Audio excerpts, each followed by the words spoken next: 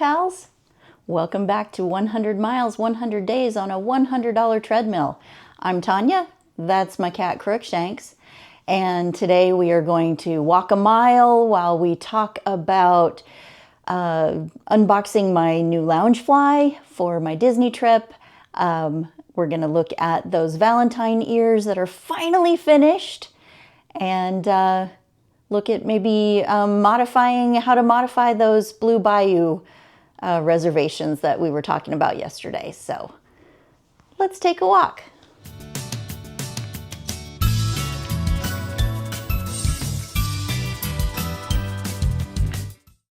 All right, are you ready to get started? Here's the countdown. Come on, everybody, here we go. And let's ramp it up.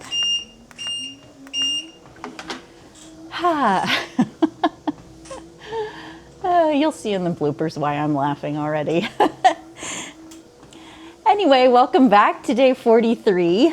And I am super excited to have you guys here today again. When I get excited, I have a little hard time talking. So, yeah. I've been peopling a lot lately, so that is a little bit difficult for me.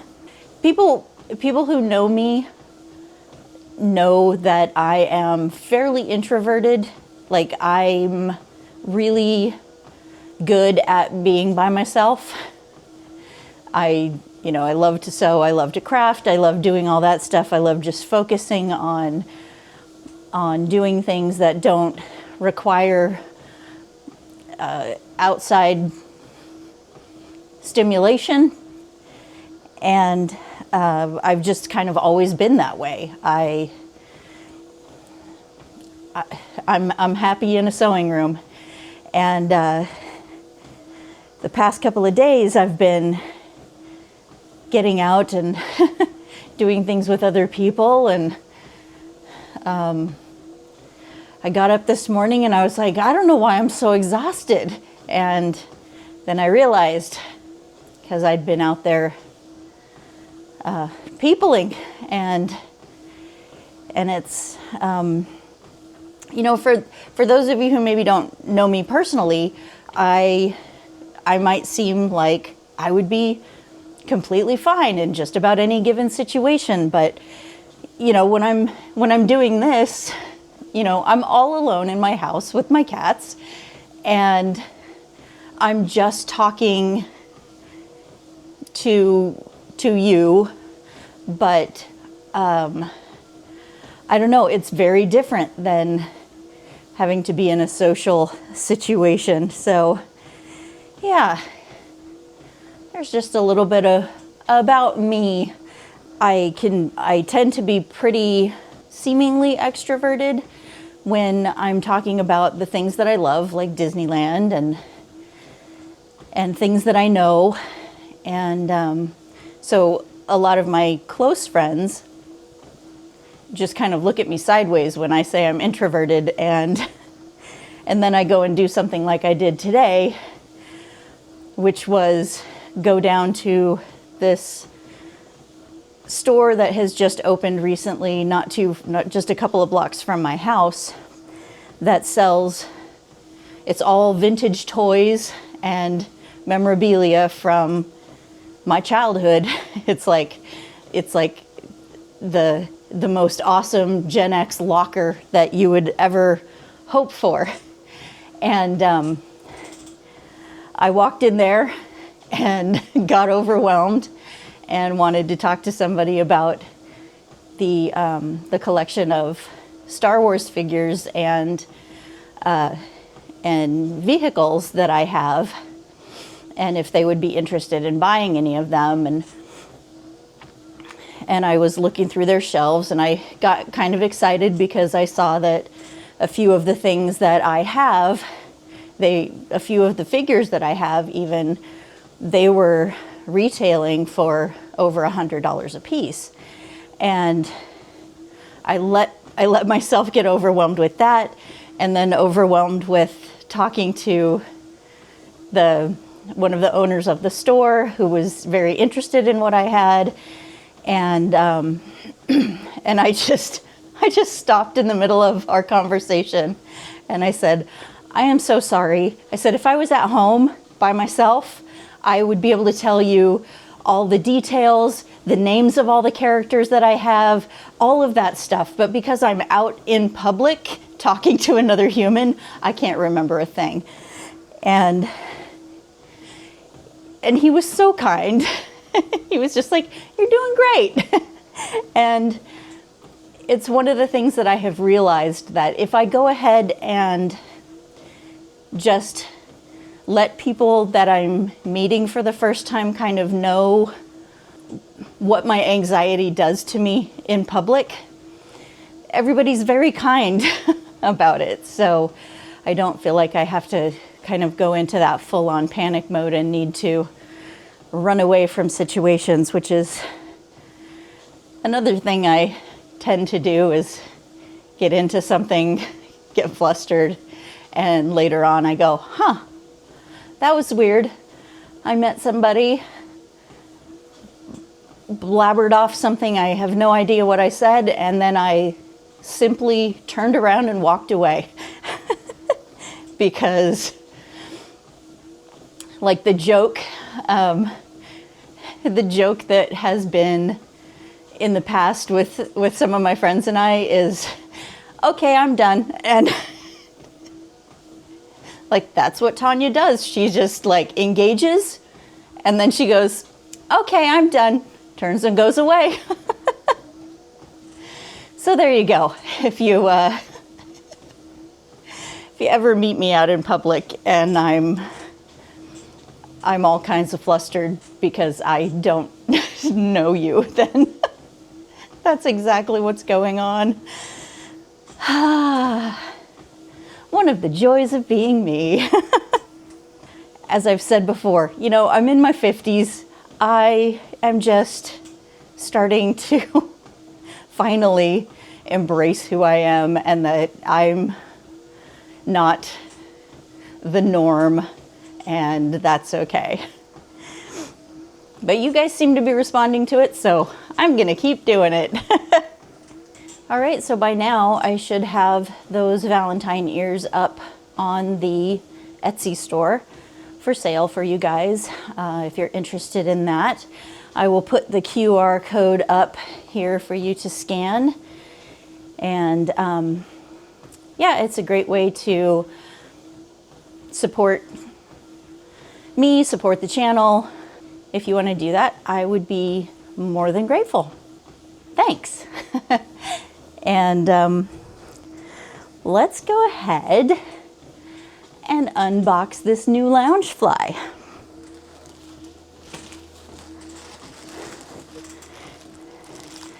So here it is, all encased in plastic. As many of you watched when I was doing the live stream and unboxing things, I'm getting a particular set of skills in doing both of these things.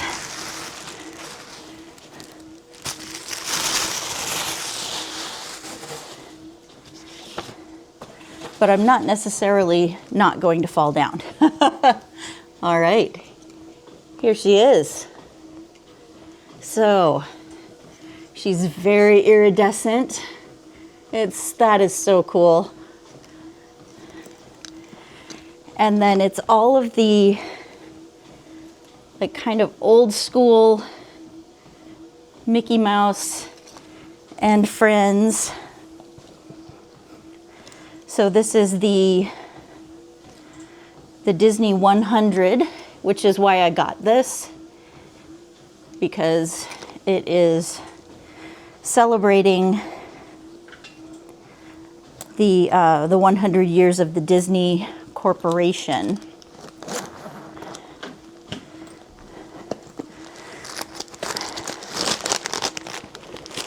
Taking out all of the paper that's inside here. So so that I can show you the thing that really got me is this interior. Let's see if I can show it to you. Oh my gosh, the bag is kind of stiff. So the interior here that has 100 written on it. And I just thought, well, how appropriate to have the 100 bag. And then there is a pair of ears that are snapped on in a pouch in the front. Oh, they've got some foam on them here, so I need to look at what I'm doing real quick. So there's a pair of ears that fit in this pouch in the front, and then you can wear the bag just as is with no ears, or have a place to stow your ears when they're not in use. And then the ears have Mickey on one side and Minnie on the other, and then have the friends on the backs. You can also see that there's a snap here to actually remove this bow, which I love. Oh, it's tied on. Let me untie it. So that bow comes off, and you can have ears without the bow.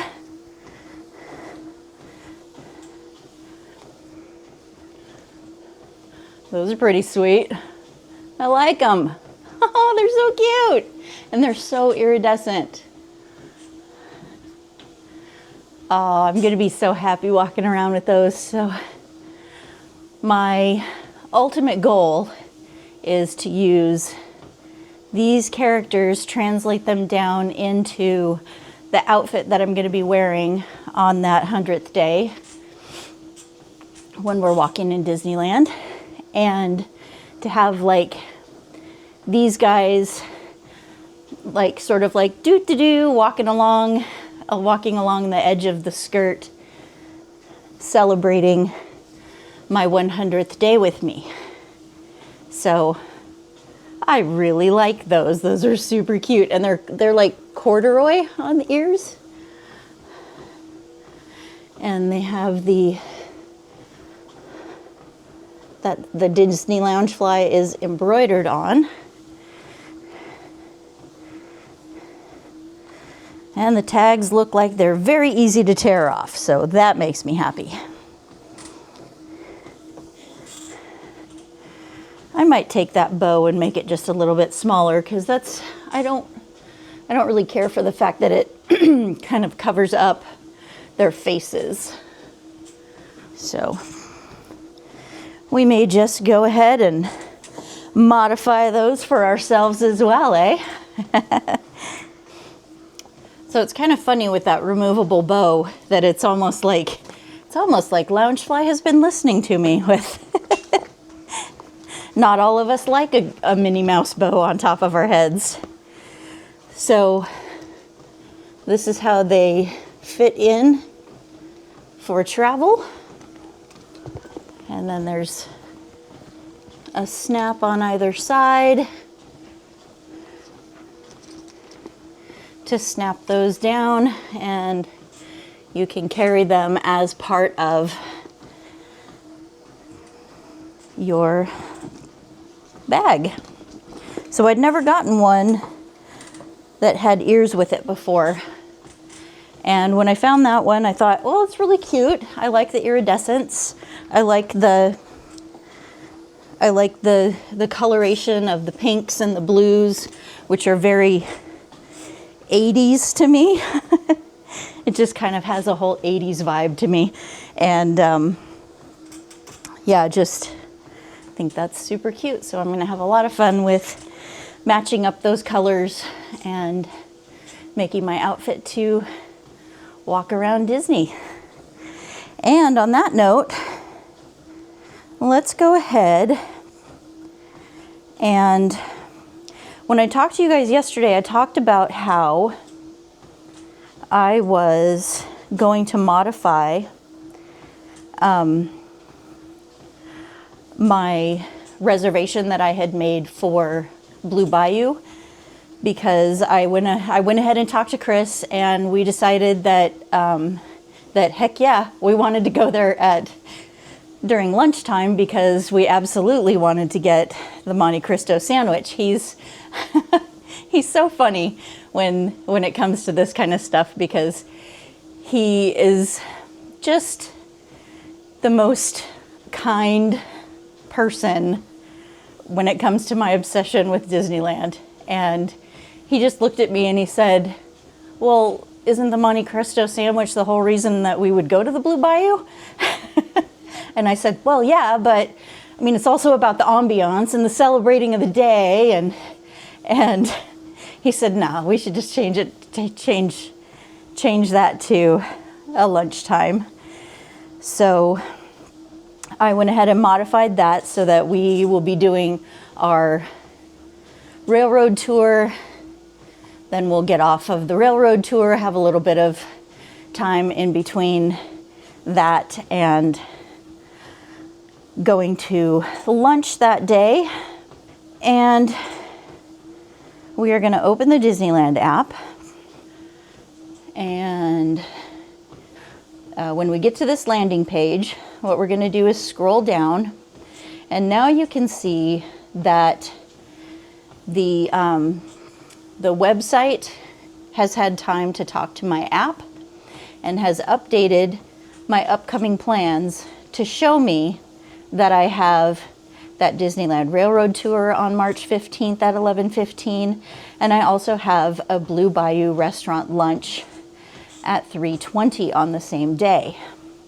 So if I click on the Blue Bayou restaurant, it will take me to this page where I can cancel, I can find it on the map, I can modify, or I can view the menu. So what I had done is I went ahead and I couldn't make a booking for 2 people, but I could for 3. And I had heard, or I had seen online that people were saying, go ahead and book it for 3 people and then go in and modify the amount of people that you have. So that's exactly what I did. I was able to modify, and we'll give it a minute to catch up. There's this other thing that I haven't necessarily explained. Like when you're on the app and you're doing things like these reservation modifications, it will ask you for your credentials again. So like you need to put in a password, or you need to use your biometrics with your fingerprint.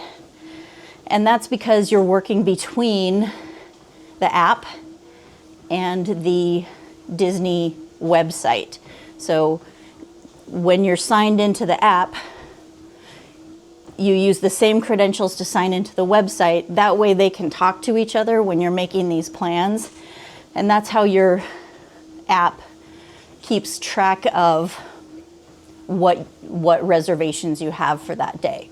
So I know I've never explained that before, and it was just something as I was explaining this to Chris last night, he was like, well, how does the website know? And I went, oh, I've never explained that before. So there you go. So what I did was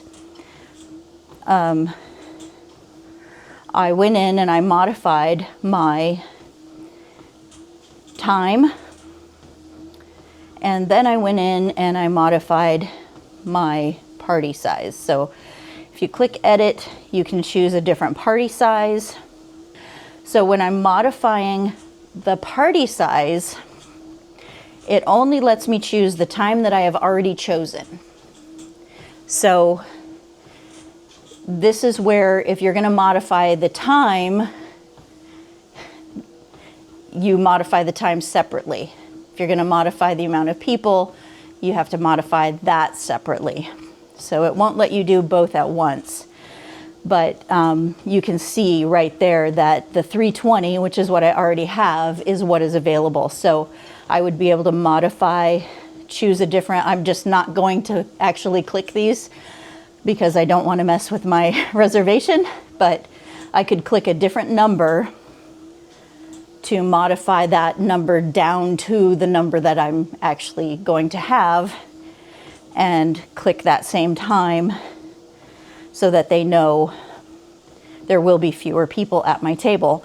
And then it would ask me to confirm and go through a new confirmation number and all that stuff. So that's how you modify down to the accurate number of people that you're going to have. You can also modify up.